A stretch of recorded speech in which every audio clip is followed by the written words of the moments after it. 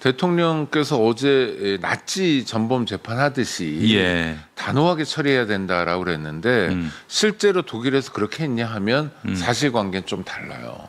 예를 몇 가지 들어보겠습니다. 네. 보네포 목사님. 예. 네? 예. 정말 디트리 기독교에서는 보네포 네, 목사님. 기독교에서는 정말 굉장히 중요한 분이잖아요. 그때 말이죠. 그분의 어떤 숭고한 그러니까요. 자기 헌신과 역사에 대한 봉사 이거를 통째로 완전히 그 먹칠을 한 자가 있습니다. 바로 전광훈인데 네네. 전광훈이 막 돌아다니면서 보네포 목사님을 언급하는 거예요. 그 말도 문재인 안 돼. 정권 말도 때 안 돼. 미친 운전사를 끌어내야 한다. 그 한마디 갖고 미친 운전사가 문재인이다 해가지고 계속 보네포 목사님을 소환시키는데 야 네가 보네포를 거론할 자격이 있냐? 제가 그래서 한마디 했어요. 그때 보네포라고도 하지 않고 네. 보네포를 처음 접했나 봐. 아. 존 웨퍼라고 계속 얘기하고 다녔어요. 하여튼 근데 그 사람이야 뭐 예수님까지 팔아먹는 사람이니까 뭐 예. 목사님 정도야. 예. 근데 보네포 목사님은 되게 아쉽게도 45년 4월인까지 사형 집행이 당했습니다. 그러니까 네. 아직 좀만 더 있었으면 그렇죠. 돌아가시지 않았는데 독일이 패망하니까. 네, 근데 이때 보네포 목사도 합법적으로 사형 선고를 받고 집행이 됐어요. 그러네요. 예. 그때 재판했던 재판장이 있을 거 아닙니까? 예. 이 재판장에 대해서 전쟁 끝난 다음에 아우구스부르크 지방법원에서 이 사람은 살인을 방조한 거다. 그래서 형사소출해가지고요. 예. 징역 4년형을 선고했어요. 오. 이쯤 되면 훌륭해 보이잖아요. 예. 이게 전쟁 끝나고 10년 후의 일입니다. 그런데 그 다음 해 1956년에 연방 대법원에서 무죄를 선고했어요. 그 보네포 목사에게 목사의 사형 선고를 냈던. 선고했던 판사가 살인 방조죄로 지방법원에서 징역 4년형을 선고받았는데 연방 대법원에서 무죄를 했는데 왜 무죄를 했냐면 당시 법대로 한 행위다. 당시 법대로 했다 이거는. 근데 지금의 기준으로 판단할 수는 없다라는 법리를 적용해 가지고 무죄 선고를 했어요. 아이고야. 그다음에 판사 중에 정말 뭐 조이대처럼 악독한 판사들이 독일에도 있었던 겁니다. 네. 나치 정권 때 윤석열 정권 때 법원이 어떻게 했나, 나치 정권 때 법원이 어떻게 했나 연상이 가잖아요. 예.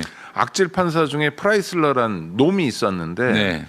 이 사람은 무려 231건의 사형 선고에 배석해가지고 사인을 해요. 자기 사인이 들어간 사형 선고가 231건이에요. 어마어마한 거죠.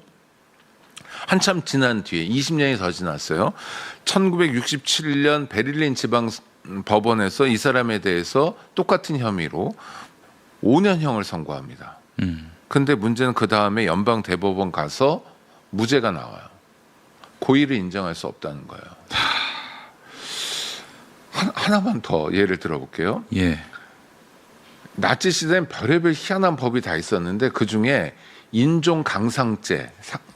인종? 네, 말이 어려운데 이건 뭐냐면 강상?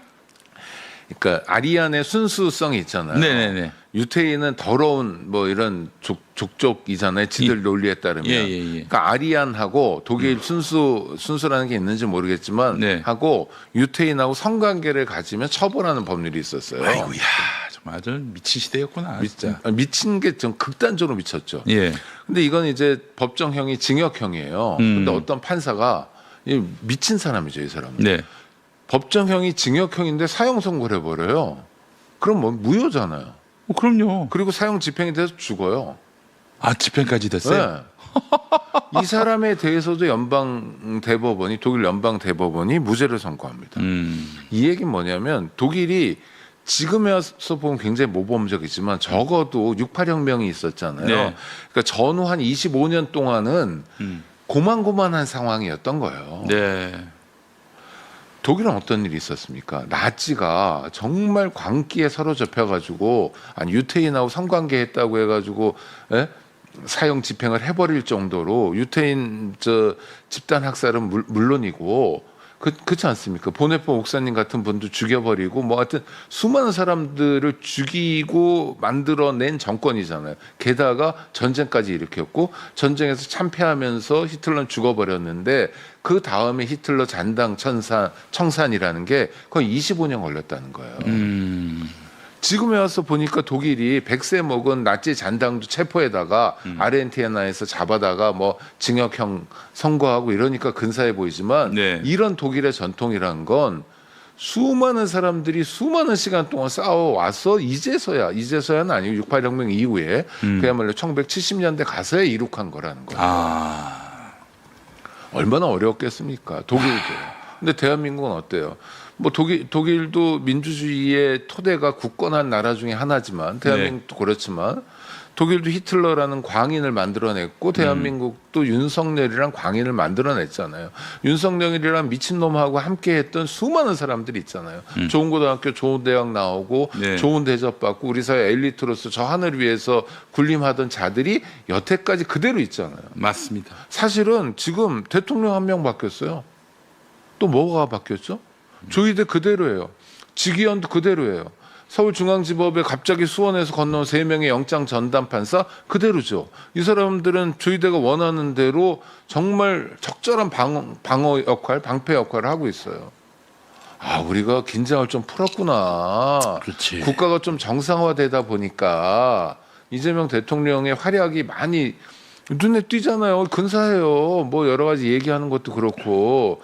그러니까 내란이 끝난 것처럼 생각했는데 아니에요. 이거 축구로 보면 90분 경기잖아요. 네. 1년이란 시간이 지났는데도 나치 청산이란 거를 가지고 보면 우리 이제 전반 5분 뛴 거일 수도 있어요. 맞습니다. 예. 조희대는 법률적으로 형사소추의 대상이 될 만한 범죄를 저질렀습니까? 아닙니까? 이사장님. 저는 그렇다고 봅니다. 당연히 그렇잖아요. 예. 내란을 했잖아요. 예. 국민의 참정권을 훼손했잖아요. 예. 그것도 정말 악질 범죄인 게 법의 이름으로 했거든요. 그렇죠. 최고재판부가 그 뒷받침하려고 했었어요. 윤석열의 그 내란을. 아니 뒤집어 엎었죠. 지가 예. 선거 자체를 없애버리려고 했던 사람이잖아요. 그럼요. 그런데 그게 작년 올해군요. 5월 1일의 일인데 지금 7개월이 다 되도록 조희대 탄핵소추조차 안 하고 있어요. 네. 그러니까 국회가 민주당이 오늘도 여의도에서 뭐 여러 가지 기념도 할 거 아닙니까? 네네네. 뭐 여러 가지 박수도 치고 국민이 대단해요라고 하면서 얼핏 나도 괜찮지 않았어라는 말을 하고 싶을 거예요 아마 많은 정치인들이. 근데 아니에요. 정신 바짝 차려야 됩니다. 이재명 대통령만 하더라도 일찌감치 내란 재판부 얘기했어요. 그리고 지금 굉장히 중요한 이재명 정부의 제1 사명이 내란 극복이라고 말했습니다. 네. 근데 솔직히 얘기하면 민주당 국회가 뒷받침을 잘 못했잖아요. 네. 뜨뜻미지근하게 눈치 보고 그랬잖아요. 좌고우면했잖아요. 그럼 조희대 일당이 또 내란 세력이 예를 들어서 민주당에서 미소 띈 얼굴을 쳐다봐주면 같이 미소를 띱니까? 그리고 구체적인 범죄가 없었던 것으로 바뀌나요? 전혀 그렇지 않다는 겁니다. 네. 그러니까 지금 정말 정신 바짝 차리지 않으면 반격이 진행될 거예요. 국힘은 오늘부터 반격할 거 아닙니까? 그럼요. 추경호 영장 기각 봐라. 이재명 정부의 뭐 야당 죽이기다 뭐. 살풀이식 내란 몰이가 법원에 의해서 제동된 거다. 이게 이제 바로 똑바로 하자. 그리고 추경호가 오늘 서울구치소에서 나와서 한 얘기 한번 들어보세요. 네. 아까도 우리가 봤는데요. 그러니까 조희대는 호시탐탐 노리고 있어요. 뭘 노리고 있느냐? 이재명 대통령 지지율이 낮아지면은 그때 이제 법원 판사들 시켜가지고 재판 재개하게 되고 재임 중에 이 대통령 끌어내리려고 할 겁니다. 여러분 안 그럴 것 같습니까? 안 그럴 것 같아요? 이젠 웃는 낯으로 이 대통령하고 인사 나누니까 조희대가 생각을 바꿨겠지. 천만의 말씀. 조희대는 여전히 역모를 꾀하고 있습니다. 이런 자를 계속 방치하는 것. 말로만 그냥 침대 축구하고 있어요 지금 민주당이. 그러니까요. 안 됩니다. 저는 정말 대우각성해야 된다고 생각하고요. 예. 지금 이럴 때가 아니에요. 그거를 너무나 날짜도 공교롭잖아요. 12월 3일 새벽에 그것도 아주 엿먹어라. 12월 2일 날 실질 심사를 하니까 예. 보통 자정 넘기고 뭐 많이 다툴 거 아니에요. 예. 날짜로는 12월 3일 날 예. 내란의 날 예. 이 영장을 발부하든지 기각하든지 하는 거니까 네. 아무리 수원 3인방이라 하더라도 좀 떨림이 있을 거다라는 부담은 있을 텐데 누가 생각을- 뒷받침 해줘가지고 야 그냥 질러 기각해 이게 있었기 때문에 그러는 거 아니겠어요? 그런 얘기도 필요 없죠. 너희 셋을 한꺼번에 수원에서 서울로 모셔온 게 누구냐? 인사권자의 뜻을 반영하기 위해서 아니 다툼의 여지가 있어요. 자기가 볼 때. 그러니까 다툼의 여지가 있다고 영장을 기각해 버린 거죠. 네, 음수사원. 예. 물의 근원을 생각하라. 이랬을 수가 있어요. 네. 네, 정말 참 여러분 조이대 그냥 넘어가면 안 됩니다. 조이대는 반드시 수사 대상이 돼야 하는데 지금 대법원장이란 이유만으로 수사를 받지 않고 있잖아요. 그러니까요. 무슨 이재명 대통령이 재판 중에 뭐 특혜를 받는다 이지랄 떨면서 조이대가 지금 수사를 안 받고 있는 거에 대해서는 찍소리도 안 해요. 이 아니 미친놈들이. 저는 지금 특검 시즌 1이 끝나가고 있잖아요. 글쎄 말이에요. 조이대 내란에 대한 조이대의 제2 쿠데타에 대한 특검을 다시 만들어야 된다고 생각해요. 주기현은 왜 냅두고 있죠? 주기현에 대한 탄핵 소추가 그렇게 부담스러운 일인가요? 싱글벙글 웃으니까 우리 편 같아요? 그건 아니잖아요. 단호해져야 됩니다. 네, 단호해져야 합니다. 예. 자, 내란의 범죄에 대해서는 단호해야 한다는 대통령 말씀을 우리가 접했고 이와 관련한 또 해설을 해주셨습니다. 아니 그러니까 구도는 이래야 된다는 거예요. 예. 대통령은 네. 사실 내란에 대해서 별로 얘기 안 해야 돼요. 한마디도 안 하고 네. 왜냐하면 민생, 뭐 외교, 뭐 남북 관계 이것만으로도 정말 바빠서 너무 힘든 상황이잖아요. 네. 그래서 이재명 대통령은 어제도 그 민주평통 뭐 하는데 보니까 이해찬 부의장이 네. 건강 어떠냐고 이렇게 너무 일정 많고 너무 분주하시고 너무 고생하는 거 아니냐. 예. 근데 아마 개인적으로 이재명 대통령을 면전에서 만난 사람들은 다 그 얘기부터 할 거예요. 그렇지 않습니까? 건강 잘 챙기시라고. 5년 동안 달려가셔야 되는데 그러니까 대통령의 부담이 굉장히 큰데도 불구하고 대통령이 계속 반복적으로 그런 메시지를 내놓는 건 뭐냐면 민주당의 역할을 안 하는 거기 때문에 그래요. 네. 마음은 콩밭에가 있잖아요. 지방선거 뭐 이런데 이런 상황에서 지방선거에서 이길 수 있습니까? 내란 극복 제대로 안 한 상태에서 이기면 어떤 의미가 있나요? 맞습니다. 예.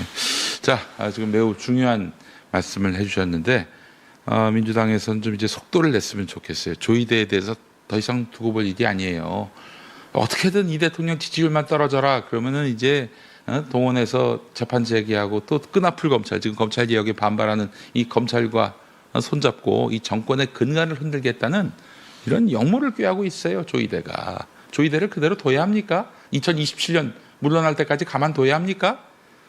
이게 뭐 몇 번 아직 그냥 똥을 맛을 봐야 합니까? 아예 그 국 끓여 가지고 먹어봐야 알아요? 아니, 조이대는 빨리 청산을 해야 합니다.